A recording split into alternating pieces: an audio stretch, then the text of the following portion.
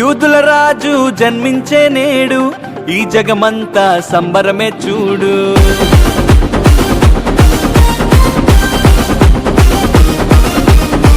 కన్య మరియా గర్భమునందు నా ప్రియ యేసు జన్మించినాడు.